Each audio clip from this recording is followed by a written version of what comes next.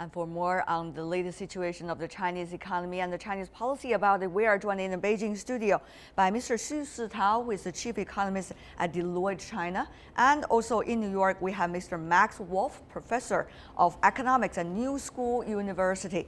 Meanwhile, in Singapore, we have Dr. Tan Yip, co-director of Asia Competitiveness Institute at National University of Singapore. Gentlemen, welcome to our program. First of all, Mr. Xu, let me ask you about the interest rate cut from the PBOC. Many see it as a way to stimulate the Chinese economy, but how much really will a role that be? Well, first of all, China has many tools in her box, as Premier Li Keqiang has said, because inflation is very low. Commodity prices are falling, unlike other emerging markets. So this is perfect for rate cut. More to come. I think this is going to be a new normal. More to come. I have to follow up a little bit. Of course, the PBOC will not make any statement about more to come, but what is letting you to believe so? More to come, exactly how many more do you think it might be appropriate? So for example, reserve requirement rate right now is about 15–16%. If you look at reserve requirement rate in late 90s, early 2000, it was 5%. So you could cut that by 10 times easily. All right, Mr. Wolf, listening to the Chinese analysts talking about the Chinese policies, what kind of impression you have? What do you make of this policy and probably more to come, quote unquote? Sure, so I do think we're seeing very measured action from the PBOC here, so they're giving themselves a lot of runway. I do think it's ironic and confusing to some commentators that the U.S. is now about to begin a very timid normalization of interest rates, which involves raising them here, and has backed off of its quantitative easing, just as the second and soon-to-be largest economy in the world in China moves in exactly the opposite monetary policy direction. That's caused some confusion. I do think in order for this to be fully effective, you're going to need to see a little bit more aggressive fiscal policy component to come alongside the monetary policy interventions. But I would also expect at least 2 more monetary policy interventions, although I think they'll be gradual. I think they'll be very small and measured like we've seen. And I think the idea is to stop as immediately as soon as you can. Dr. Yip, what do you make of this right balance, as Professor Wolf just mentioned, between the monetary and also the fiscal policies, which of course are two important, very important tools for the Chinese government right now?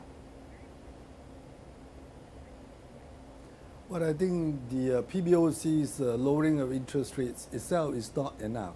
I think the cost of the problem to lower the cost of borrowing, and I think the bank's interest rates should be fully liberalized, that the state-owned banks should not be protected.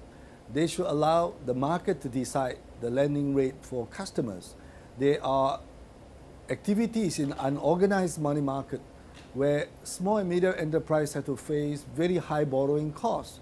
So I think if you stop protecting the state-owned banks, allow interest rate to be freely determined by banks according to market forces, I think the small businesses can therefore gain lower borrowing costs, and that will help their business.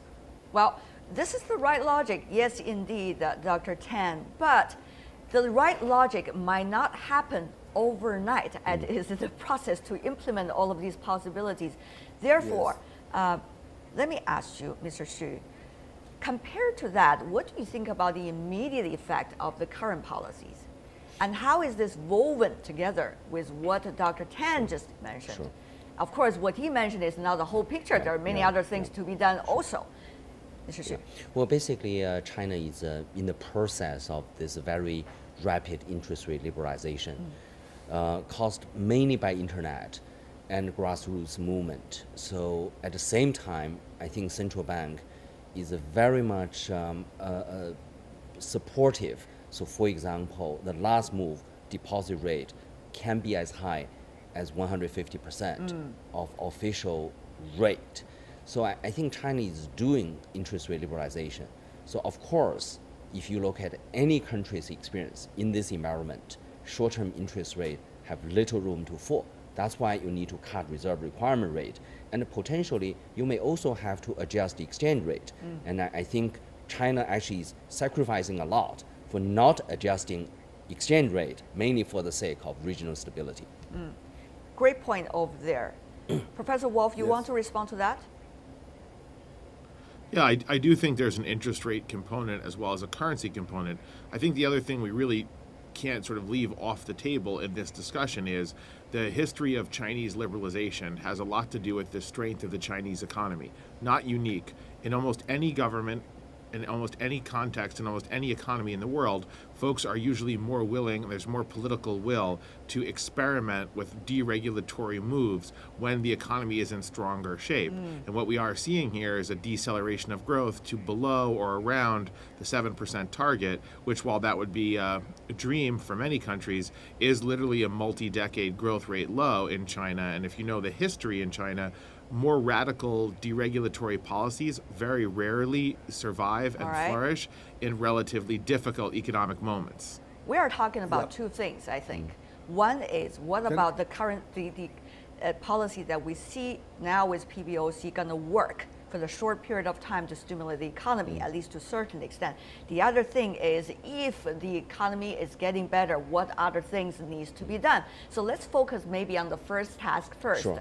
Mr. Xu, many consider this, as Professor Wolf just mentioned, not the best time of the Chinese economy, even though China argues it is going through a transitional period of time of the economic structure. The thing is, can this rate cut be regarded as a quantitative easing, QE, as they say, measure coming from China? Or is it in any way comparable to other economies while they are facing some economic difficulties? Well, I mean, first of all, it's not quantitative easing based on Western definition, because interest rate are way above zero, right? For example, deposit rate is between 2 to 3%. Right. But at the same time, China has been using so-called quantity to control credit. At the same time, and in fact, according to the latest announcement from Ministry of Finance, has to do with maturity extension, so on and so forth. So what the central bank is doing and what the central bank will be doing, effectively lowering the risk of local government debt and corporate debt.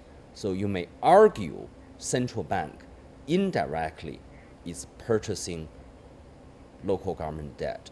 But this is not the Western style quantitative easing. Yeah, exactly. We need to explain all of things so, Yeah. so our international viewers Yeah. would understand exactly what is the nature of this policy. Dr. Tan, you want to say something? Yeah, I think the exchange rate appreciation should be slowed down. You know, that China is getting into new normal of 7%, but at the rate it is going, I'm afraid it is not new normal, it's abnormal growth when it declines so rapidly. So I think China have to think of ways to contain business costs through lower interest rate and move the production into central and western China to restore export competitiveness. Now, if you don't do that, the new normal will turn into abnormal time where potentially you may sink into the middle income trap. All right. When your export is no longer competitive and your currency appreciates too quickly. We are going to talk about the middle income trap or not in our later program. But let me ask you this, Dr. Xu. This is interesting because all the others are more concerned about Chinese economy than the Chinese are at this moment, because the Chinese see it as a transition, while others see, well, your numbers have changed so dramatically. So how much really the number does matter to the Chinese? 7%. I don't want you to go into a whole paragraph of explaining the 7%, but exactly, does this number that we are having right now really think, alert us at all? No. I think a lot of China watchers are attaching too much importance to the 7%. The reality is unemployment rate is now rising. Labor market actually is doing very well. So at this point, I don't think we should be worried about whether it's 7% or 6%. I think this is a new normal. We should just embrace this. And do what needs to be done. Yes. And talking about what needs to be done, earlier we also heard from our panelists talking about the middle income trap. Yes, indeed, we've also hearing some of the Chinese finance officials talking about that. Earlier in late April, Chinese Finance Minister Lou Jiwei, in fact, warned that China may be on course toward the middle income trap. The term refers to a phenomenon where a rapidly growing economies stagnate at middle income levels and fail to graduate into the rank ranks of high-income countries. Take Brazil, for example. As an example, in 1974, for example, Brazil reached $1,000 per capita GDP and become a middle-income country. But by the year 2010, the economy had only broken the $10,000 mark by 2010. They still haven't joined the ranks of the high-income countries yet, which begins at just over 12,000 per capita. Of course, this is something that's already happening to some emerging economies, so the concern is whether it's going to happen to China. In fact, Minister Lo raised that up. It's not the first time he raised that up. No. He raised that up several times, several years ago, in fact. The thing is, are we getting closer to the danger that Minister Lo was worried about? No, but I think what Minister Lo, what he has said is actually very pointed and refreshing, because I think what he was trying to say is we shouldn't be obsessed with the GDP growth rate. If we are so obsessed with the GDP growth rate, then we will have a lot of wet elephant projects. So in the end, productivity growth is not catching up. So in fact, before, actually right after he became the finance minister, I think he said in one of the informal occasions, it's okay, even economy growing at 6%. So I really believe. But this is not a signal for our international investors Right. now, because that's a kind of way of illustrating. My interpretation is just we should be relaxed, just not obsessed with this 7%. Relaxed on number, but certainly not relaxed in terms of actions to take in order to make sure the system works. Dr. Tan, your input here. Yeah, I think we have done some work on middle income tax, middle income traps for Chinese provinces. I think it's not useful to talk about middle income trap for China as a whole, because the states, the provinces are so diverse. So we've done some work on middle income trap by province, and Guangdong province is unlikely to be in a middle income trap. So this is some of the work we have done, and we are continuing to do more at subnational economies level. Okay. So if you don't improve your productivities, if education not continue to be widespread, and potentially some provinces in China may get stuck in the middle income trap. So this is very real. And I would like to suggest that we should look at the regional variation in China and really look at those provinces who potentially could be trapped, and what can be done to make sure that they transit like East Asia tigers. All right. Professor Wall from New York, let me ask you this. We are talking about actually several things. One is the immediate task, what policies can do to stimulate the economy. Yet we are not concerned about the slowdown of the growth because it is part of the transition. And meanwhile, we're also talking about the next part, which is what are the policies need to be solicited for the overall general development of Chinese economy. Professor Wolf, what do you make of this middle income trap concern? And secondly, is China getting closer or ever away from it, given the policies you have just witnessed?